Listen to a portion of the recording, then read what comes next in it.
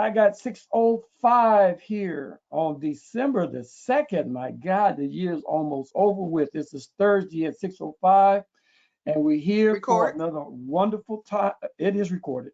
A wonderful, thoughtful Thursday here with my wife, Shellaine Bradford, that's going to be talking to us today about taxes, questions you might have, and also preparing for the 2022 taxes. This is a Christian organization, so there's no need in acting like we don't know who we are. So we're going to open this up with prayer. People can log in. I will not interrupt you in this presentation. I want everybody to know that this presentation is being recorded, and it will be available for those who would like to maybe hear it again. And that will be determined by the speaker, whether or not she wants to release it or not. This is her presentation. I'm going to thank everybody for calling in today. You didn't have to, but we always use this time for Thoughtful Thursday, every first Thursday of the month. I see grandkids. Hello, Ava. We're grateful that to be able to do this, and we're going to continue on and continue on our service. Grandma? Hi, Isaiah.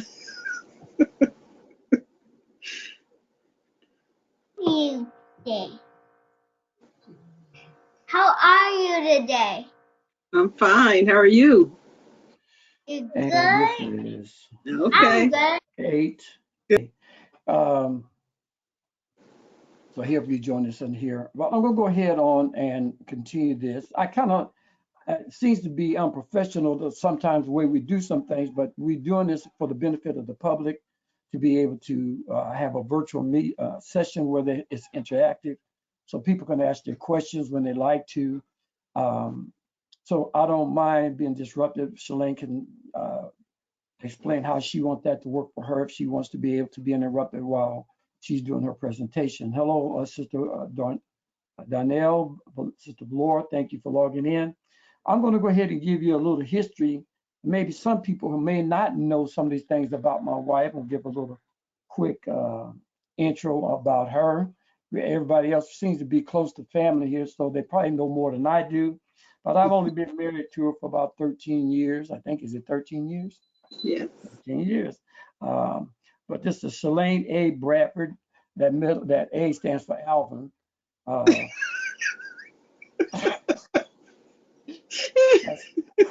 She's laughing. It stands for Antoinette. No, Annette. Annette. So we're glad that she still married me. She married me since 2008. She started in her taxes around 1997 at her home, doing it for her family and for her friends and co-workers. In 2005, she went to B&H, where she has been ever since. But during that time, she was working 2 jobs, working for the federal government as well as working and doing taxes with B&H. She has to do annual filing sessions as well as going to classes in order to do her taxes. She is a notary. She's a tax professional certified through the IRS. She has to do updates annually in continue education, the annual tax refresher course. She also has to do the ethics class with the IRS. She has to know the federal tax law. And she has to, I think she has to do updated classes annually even for that. But she's able to get through all of this stuff, although between the both of us, we have 5 kids.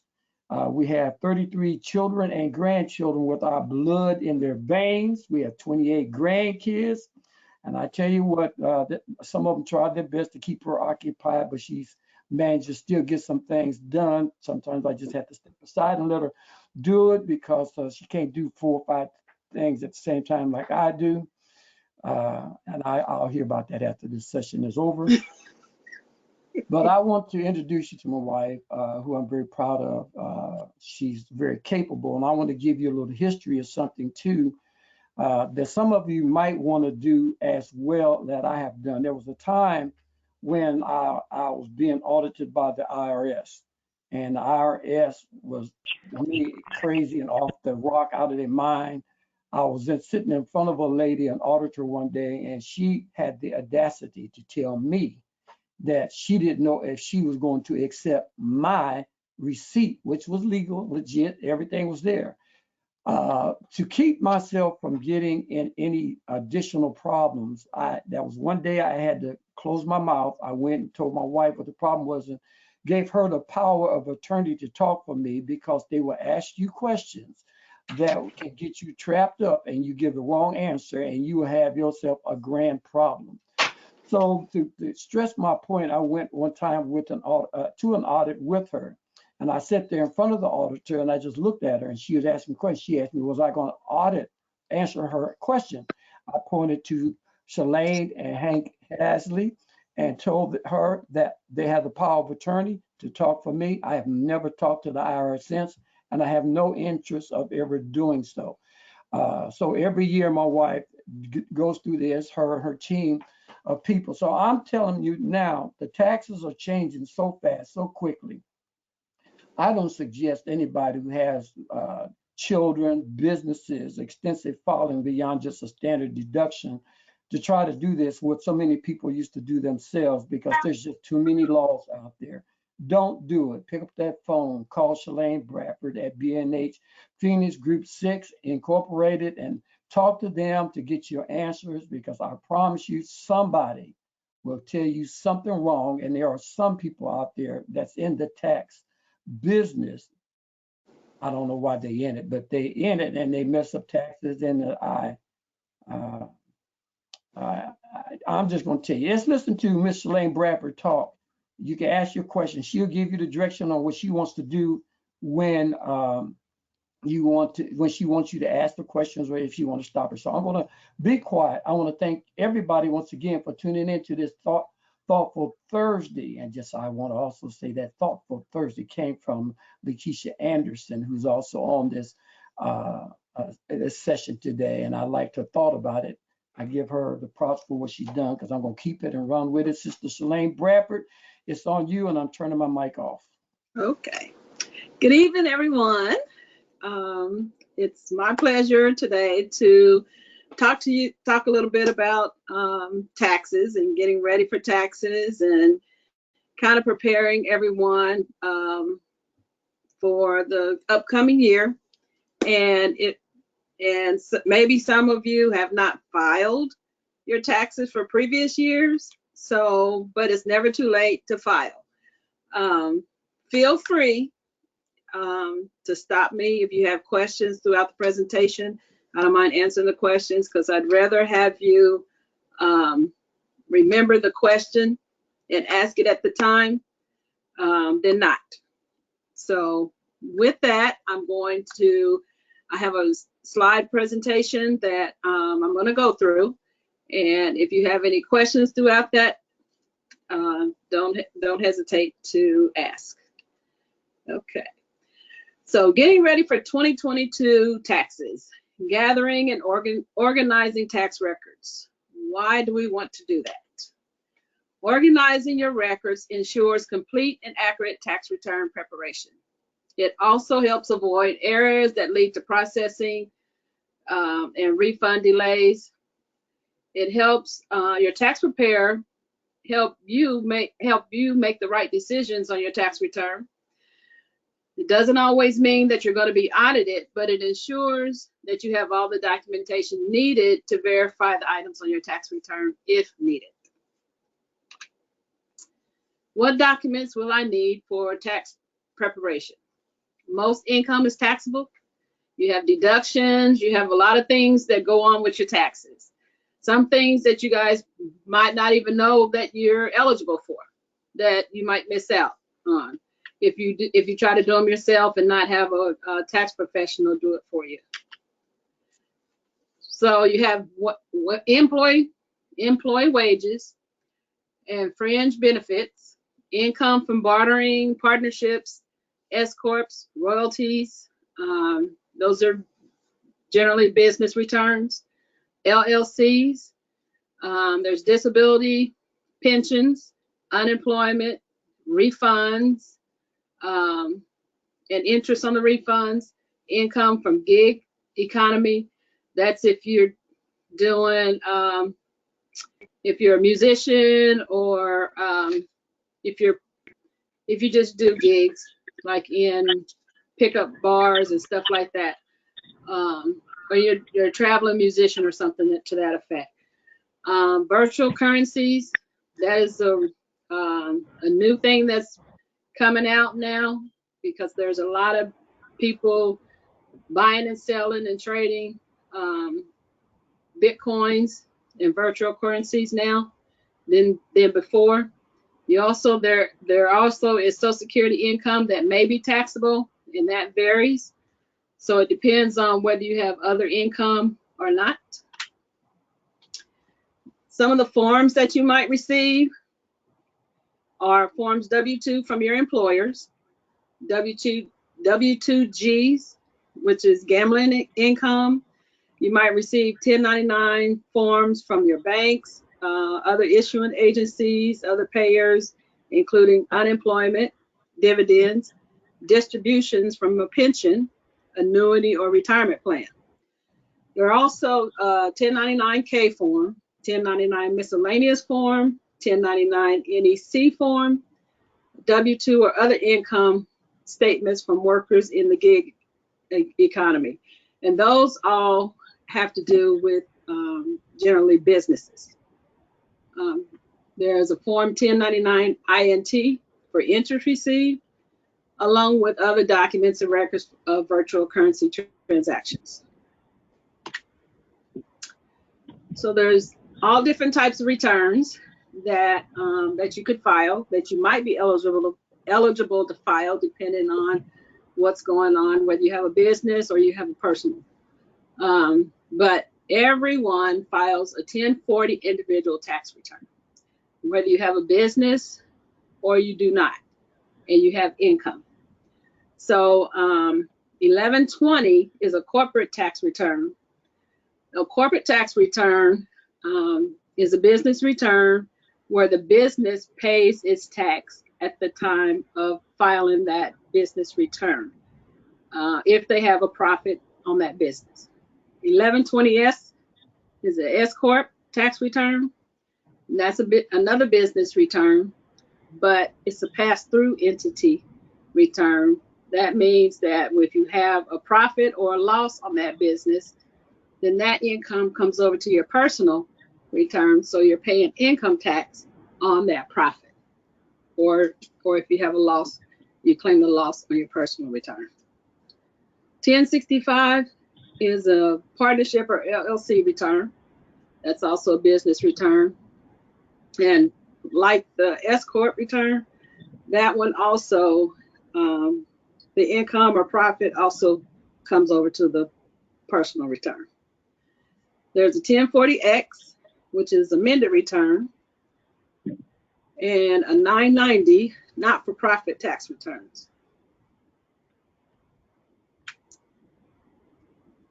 Okay, Schedule A, which is the itemized deductions that is associated with your 1040 tax return. Now, everybody may not be able to file a Schedule A, and that would depend on whether or not you have enough deductions to file that. The standard deductions, so you either get the standard deduction or the Schedule A deductions, and that depends on the amount of deductions. For single, if you have $12,400 in itemized deductions or more, then you can file the itemized deductions, the Schedule A. If you're married joint, you have to have at least $24,000 in deductions or more in order to file the Schedule A. Head of household, if you're head of household and you itemize, your standard deduction is $18,650. However, always bring in all your deductions, like your charitable contributions, which is cash and non-cash contributions, your 1098 mortgage statements, real estate taxes, medical expenses. And your medical expenses include your dental, your vision, prescriptions, x-rays, all your medical. And you can also claim medical mileage. So, and I'm sure a lot of people have not done that in the past, but there is a deduction for medical mileage. Personal property tax, state and local refunds and taxes, and there's a lot of other different items that fall under the Schedule A. But like this past year, 2021, even though you couldn't itemize, you could still, the IRS gave deductions for charitable contributions of at least $300 that took away from your income on your 1040 tax return. So whether or not you had enough to itemize, you could at least claim $300 of your cash contributions. Schedule C, some people may use it, some people may not, depending on what type of business you are. This is for businesses. So it's a sole proprietor. Sole proprietor is different than filing as a corporation or S corporation or an LLC, two-member LLC, or a partnership. The Schedule C is associated with the Form 1040. So you report your income or your loss from a business that you operated or a profession you practice as a sole proprietor. So you might receive the 1099 miscellaneous, 1099 NEC, and a 1099K. Yes, ma'am. You said a two-member LLC. If I'm a single-member LLC, what happens? A single-member LLC would file a Schedule C form, and you end up paying self-employment tax. And that self-employment tax can be anywhere from 15% to 16.5% of that income. So that's a tax on top of your income tax that you have to pay. So there are several deductions. You're limited on your deductions under a Schedule C.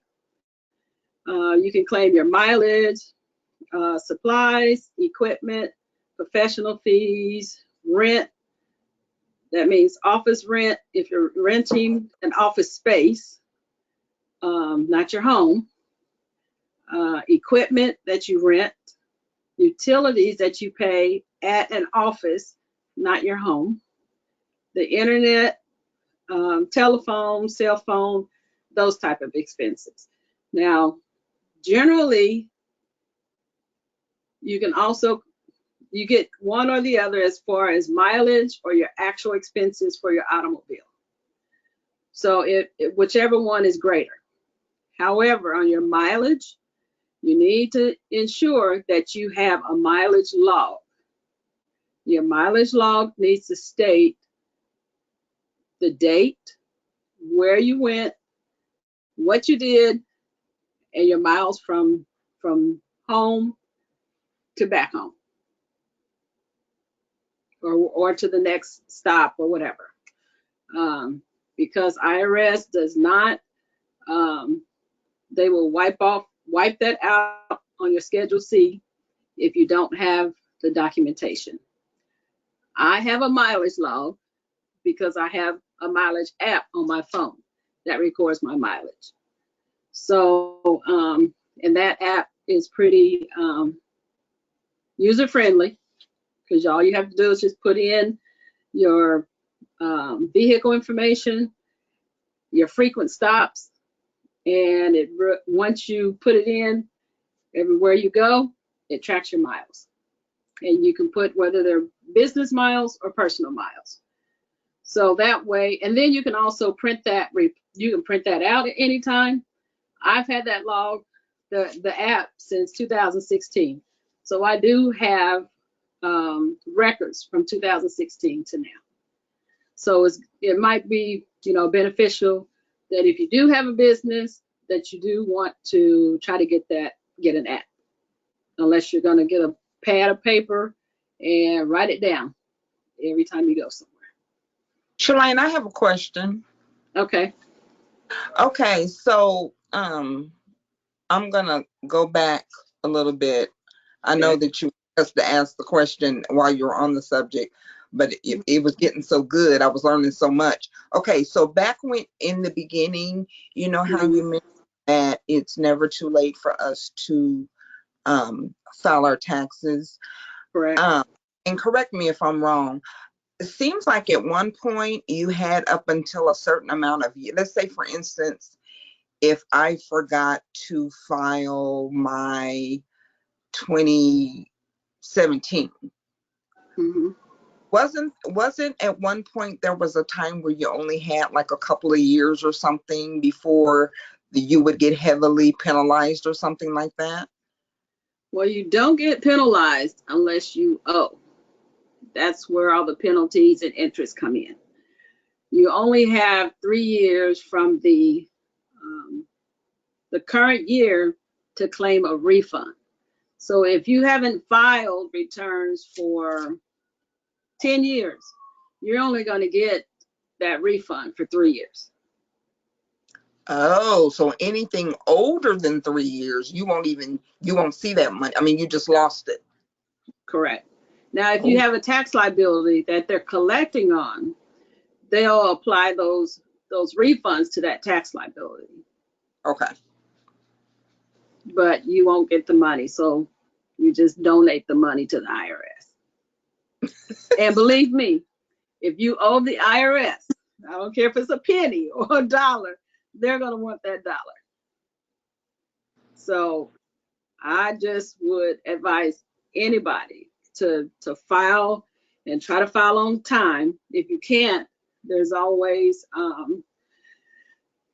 there's also a claim for a refund that you can. There's a form 943 is a claim for a refund.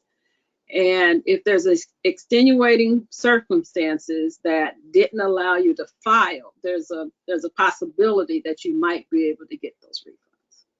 Okay, so let me ask you this, and if you're going to touch on this subject later, I'll stop.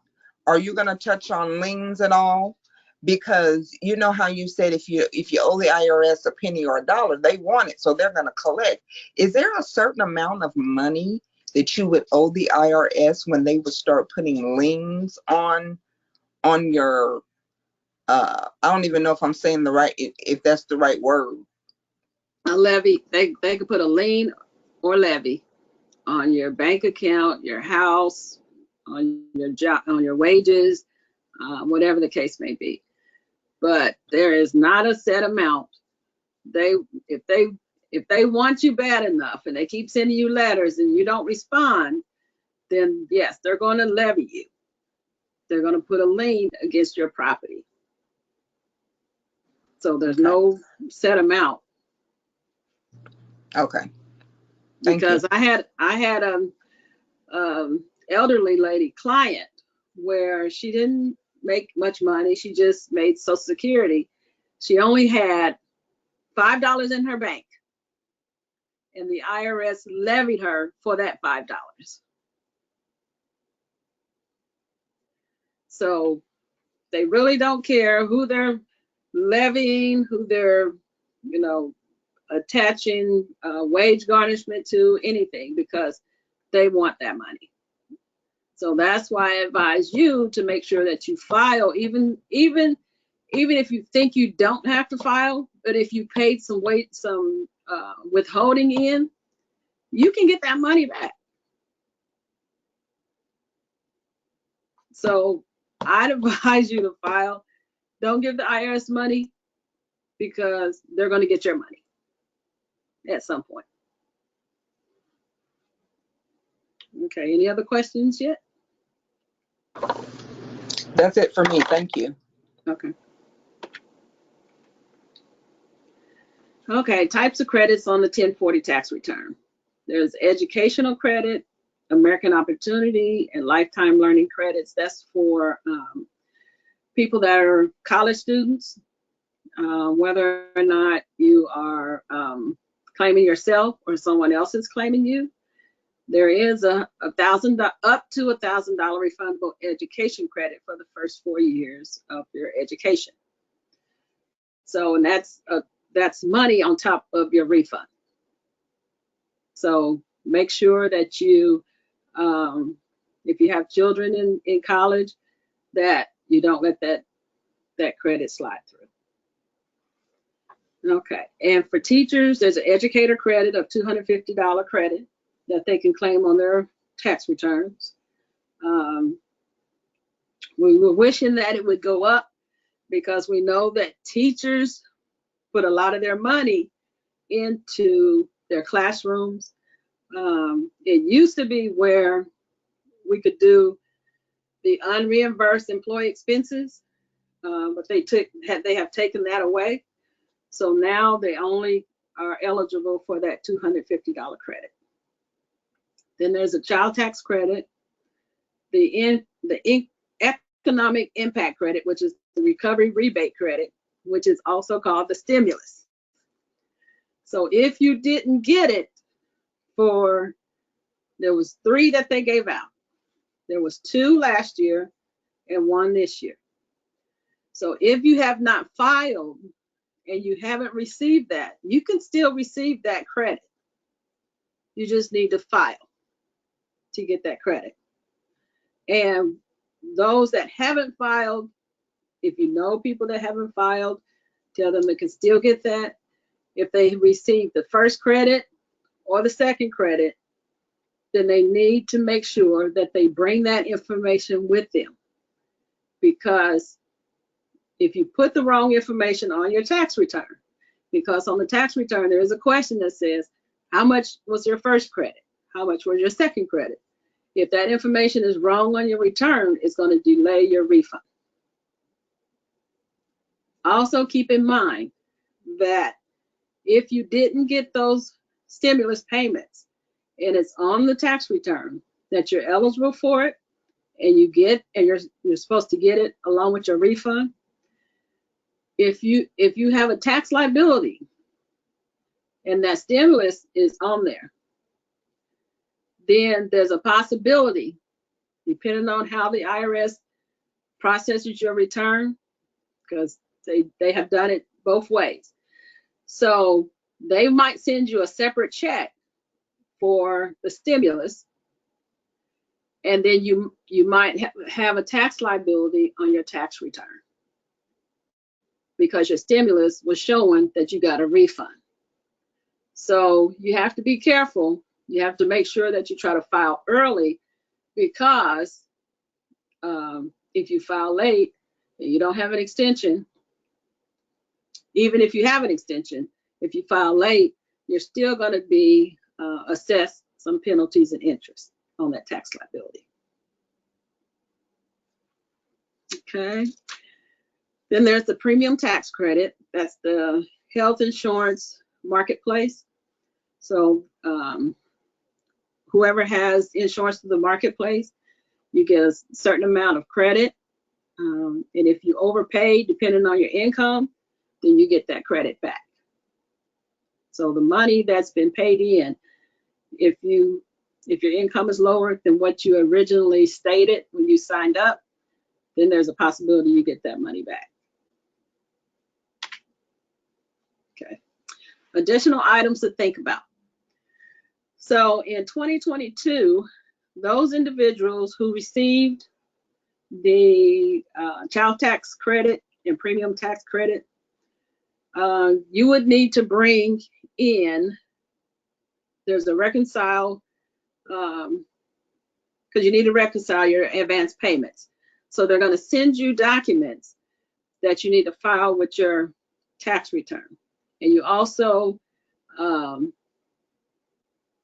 need to make sure that you bring in your 2021 taxes if you're not going to the same person that already has your tax paperwork from previous years. Those who receive a third economic impact payment and they think that they qualify for an additional amount will need their stimulus payment amount to figure out the claim, the 2021 recovery rebate credit.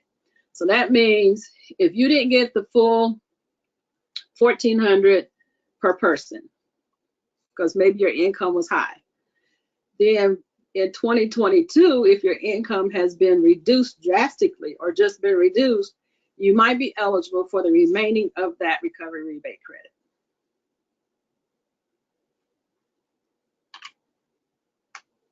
Okay, creating an online account with the IRS. I would suggest that people do that. I know a lot of people are afraid that if they give the IRS their information, the IRS is going to use that information for in and everything, but that's not always the case. If you create an online account, you can check your records, you can check your tax account, your tax return account, you can check to see who's reporting wages under your Social Security number.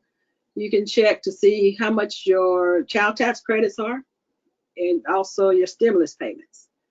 So that online account can also benefit you also. So I would suggest doing that because I have had clients where somebody has used their social to report income and they never worked there, they never had any association with that. So, but you're going to be the one that's going to have to prove that you didn't make this income. If you file your return and the IRS sees that, oh, you have additional income, they're going to change your return and send you a letter saying that you owe all this money. So it is a benefit to go out there and create an account and check your information. Okay, where's my refund? So a lot of people, after they file their tax return, they're anxious about that refund. So there's that portal, IRS, where you can go out and check your refund. When you go out and check your refund, they're going to ask for your social, your filing status, and the actual amount of your refund. Not your refund after you do. There's those bank products where your tax preparer takes money from your refund in order to pay your tax bill when your money from IRS funds. So it's not that amount, it's the actual amount of your refund that shows on your return. Also, it'd be good for you to use your direct deposit information on your tax return because you will get your refund faster. Generally, when you file a paper return, you might get your refund within 4 weeks, 6 weeks. They might lose your return. So electronic filing is the better way to file. And if you don't want to use your bank direct deposit, you can get a card where you can still get your money deposited on that card. Periods of limitations for assessment of tax. For assessment of tax you owe, there's a period of generally 3 years from the date you filed your return.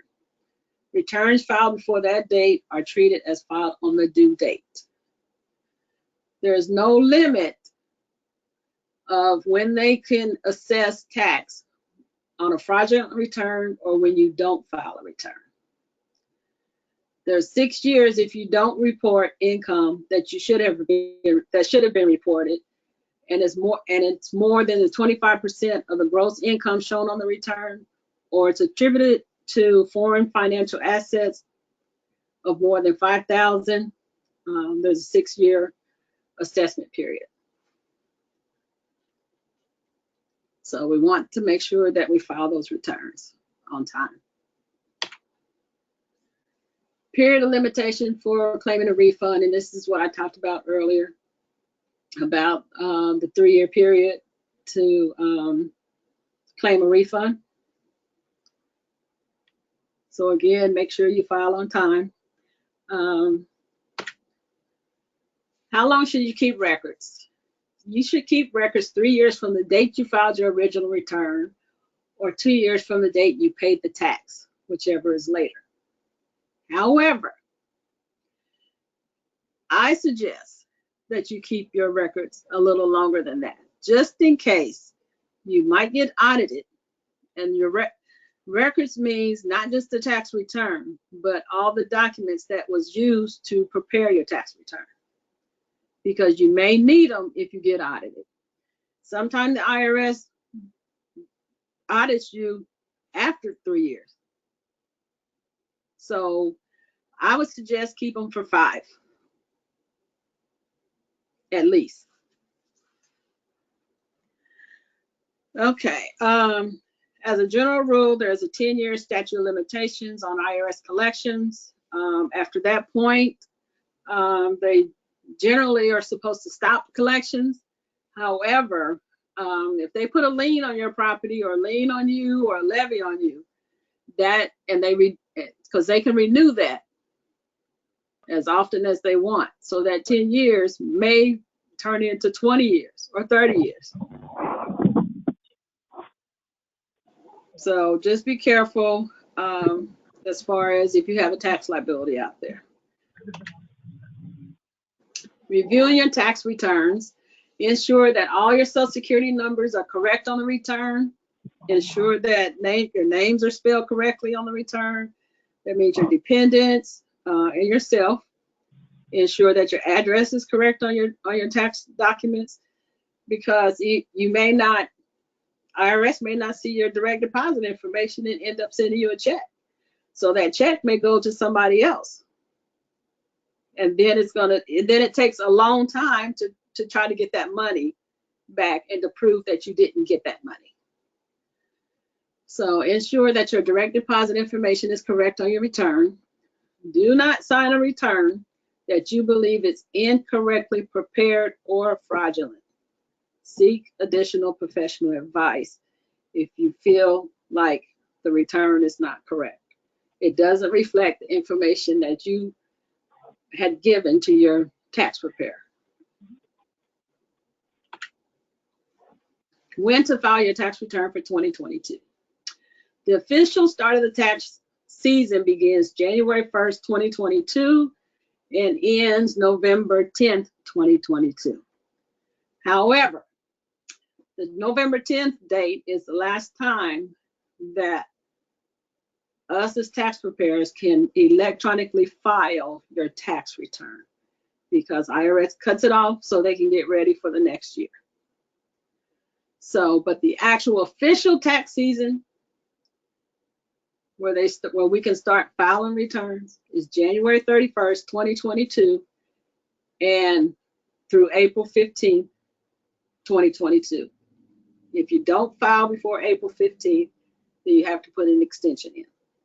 The extension allows you to October 15th, 2022 to file your return.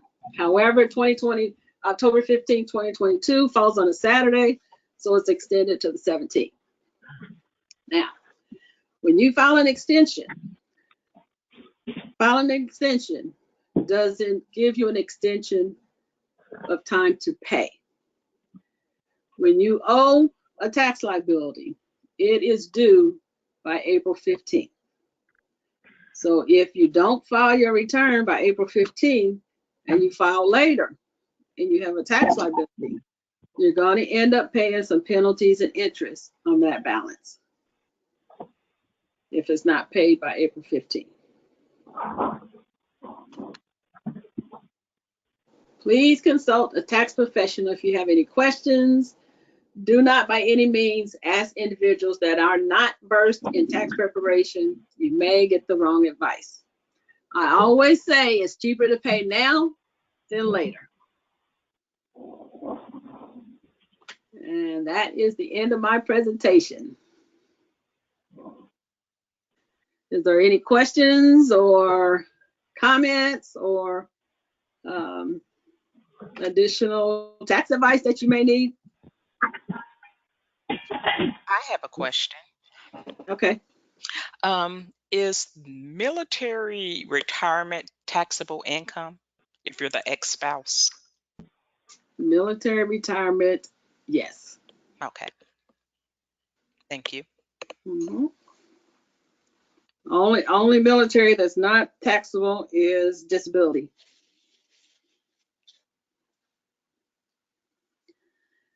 Also, when I'm going to talk about distributions from your 401k, because a lot of people have it in their mind that just because they pay tax on that distribution, that you've already paid tax in, so you don't have to file that. You do have to file that distribution because it's considered income. So just like you get a W-2 that has your income and your withholding, that 1099 is going to have the same thing. It's going to have withholding. So the income and withholding still will be included on your tax return. Also, those that are on Social Security, if you're on Social Security, you draw a pension and you work, you still need to file a tax return. If you have a pension and you have Social Security, you still need to file a tax return.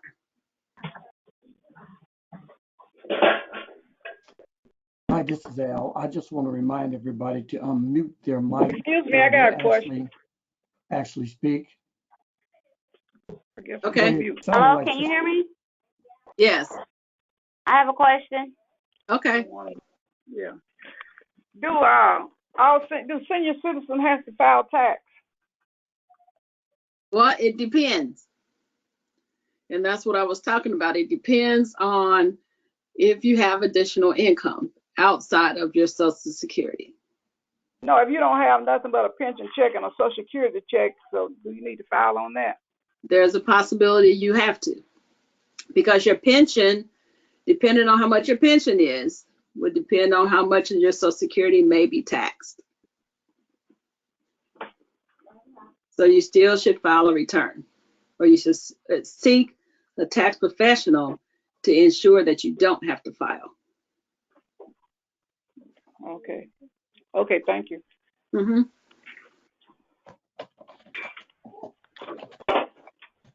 May I ask a question, please? Yes, sir. I know Reverend Bradford mentioned it earlier and kind of asked about this, but could you kind of just explain your role when you're representing a taxpayer and all the things that it allows a taxpayer to not have to do because you guys are doing it yourselves? Okay. I do a lot for our clients. So when clients get any letters from the IRS, I represent them as far as getting those problems resolved.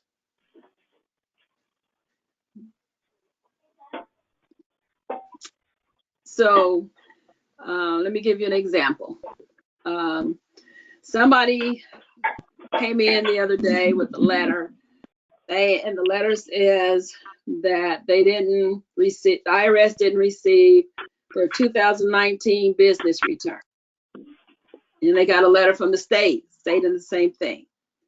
We know that we filed it. Why they don't have it, we don't know.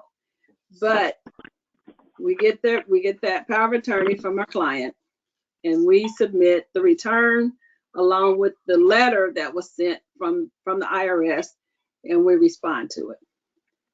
Also, there's times when we might have to call the IRS when the client is here, because the IRS, when a client calls the IRS is in a whole different rare form. But once they come in here and they talk to a professional along with the client, they are totally different. So you might want to remember that, because IRS, they do take advantage of people that don't know. So it's best that you know and you understand before you talk to the IRS by yourself. I would not advise you to talk to the IRS by yourself. This is Al. I still advise people to unmute themselves before they try to speak. I think that was extremely great question by Alfonso Anderson. Attorney Anderson, we got two Attorney Andersons on the line. Shellaine, and to everybody, and this is just me, the tax filing has become so complicated over the last few years. I'm asking, and I'm to ask people to do what I do. I don't talk to the IRS anymore, as I said earlier, just because of their questioning and the things that they say that will confuse you and cause you a great deal of problems.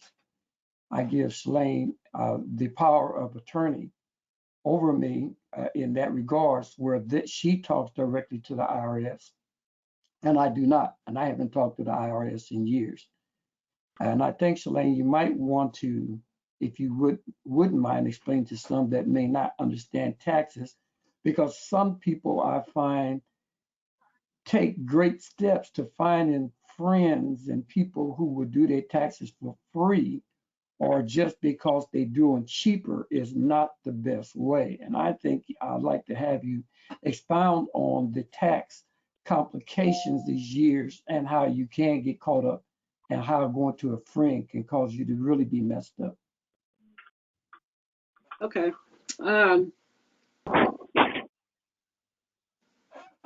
A lot of people want to prepare taxes for their friends, for their families, for whoever, but they don't understand how taxes are really prepared. They just think that they can do a return. Now, if that person that does that return for you, they need to have what is called a PTIN. If they don't have a PTIN, then they shouldn't be filing returns. Because for one, they're not going to sign your return. You're going to be the one responsible for whatever they put on that return. So if IRS finds that all these people they may get audited, and you may say, well, I didn't prepare my return. So-and-so prepared my return. And then another person says, well, so-and-so prepared my return. Well, the IRS is still, they may look at so-and-so. They may ask you for information about so-and-so. But ultimately, you're going to be the one responsible for that return. So if you don't have documentation to back up that return, then you're going to be responsible for paying whatever you have to pay back, the interest, the penalty, and it may be, if they look at 1 year and they see that stuff was fraudulent, they may go back a few more years. So you're not only going to be responsible for that, the current year, you might be responsible for the previous few years back.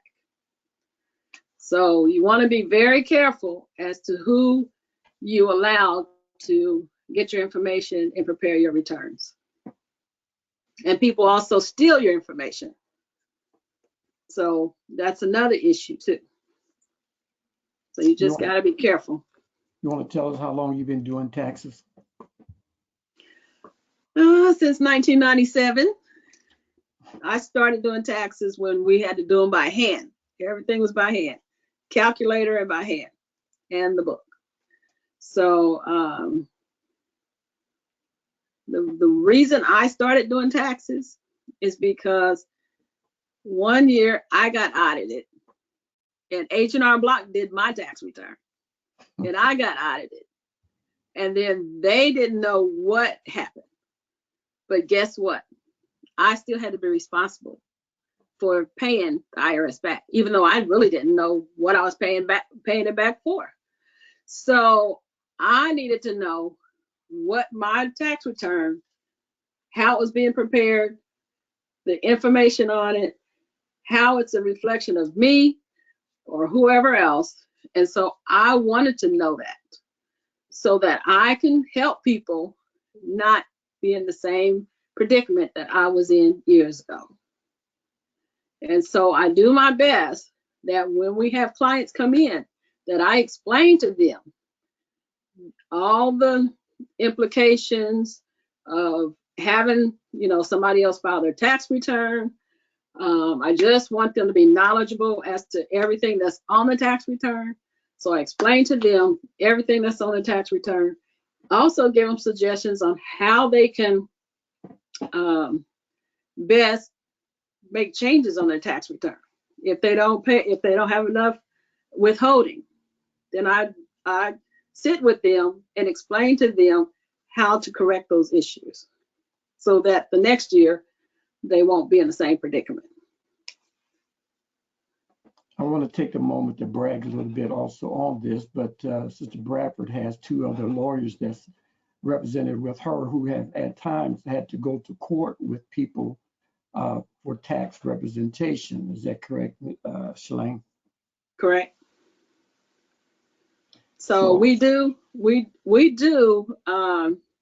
if there's something we don't know, we do have avenues to find answers to any difficult tax questions or issues, because believe it or not, there are a lot of different issues that do come up.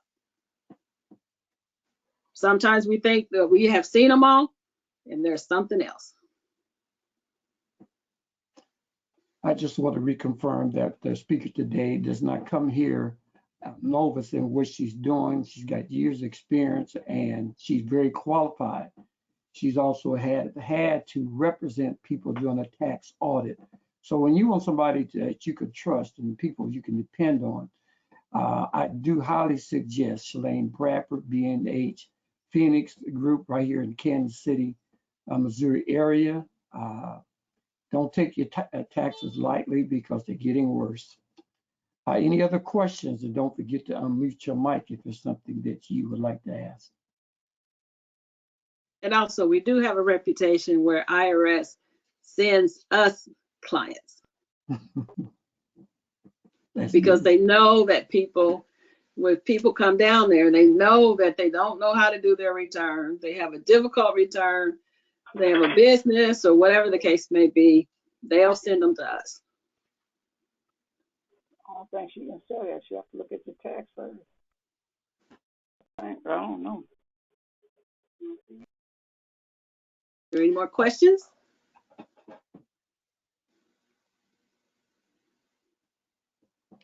Also, one more thing. Just because you have a tax liability doesn't mean that that you have to have that liability forever. So there is different mechanisms and processes that you can go through to get your tax liability waived, or one is uncollectible.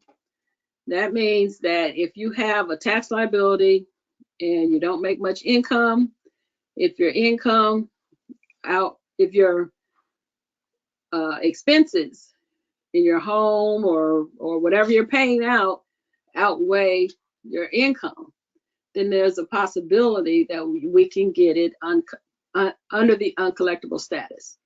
Or you might be able to do an offer in compromise once it's uncollectible. And that means that you may not have to pay on it. The liability is still going to be there, but you won't have to pay on it. But if you get a refund, that refund is going to go towards that tax liability, but you don't have to continue to pay on it. So there's different things that that you can do that you may not know about, but if we can be any help to anybody, we're here. Why don't you give us that phone number? It is 816-767-8255. 8299. And there's the contact information on the screen. I want to remind everybody that this video will still be available upon approval of Shellaine Bradford and BNH Phoenix Group 6. If you'd like to have this video for your own purpose to be able to go back and hear it again, you will be able to do that. If there's no other questions, I don't want to cut nobody off now. Just come on in if you want to, but I want to thank everybody for logging in. I know there was a lot of questions that still have not been answered or asked because of the complication with the IRS documents, but you're free to make these calls, and feel free to call her at that number 816-767-8299. Also, I want to thank the supporting group that is presently here with her. That's Alfonso Anderson and Lakeisha Anderson, who are both online right now, both of attorneys who are very highly qualified, very capable of handling tax situation if it needs be. Not to mention, they are lawyers that can handle other issues or things that may come up in your life. Lakeisha was one that has already been with us and talking to us about expungements. She also talked to us about living wills. As such, she's been here and she's been here supportive. I want to thank both of them, especially for their kindness, their support, their availability. Love them to death.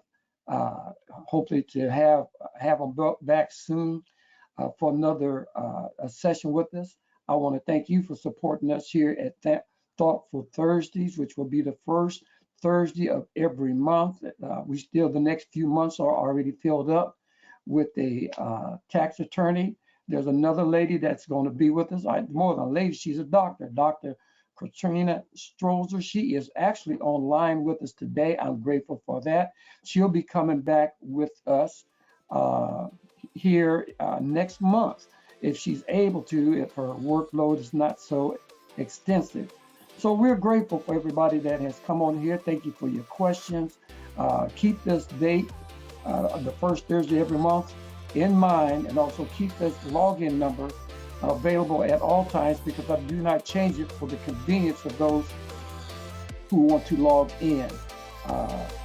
Thank you once again. I'll let, if anybody has anything else to say, I'm going to let Shellaine have the final words before we dismiss. I just want to say that even though you may have questions, don't feel like your question is not a good question. Because when it comes to taxes, there's never a question that is a dumb question, believe me. So don't ever feel like your question is menial or anything like that, because I don't mind answering any questions that you do have.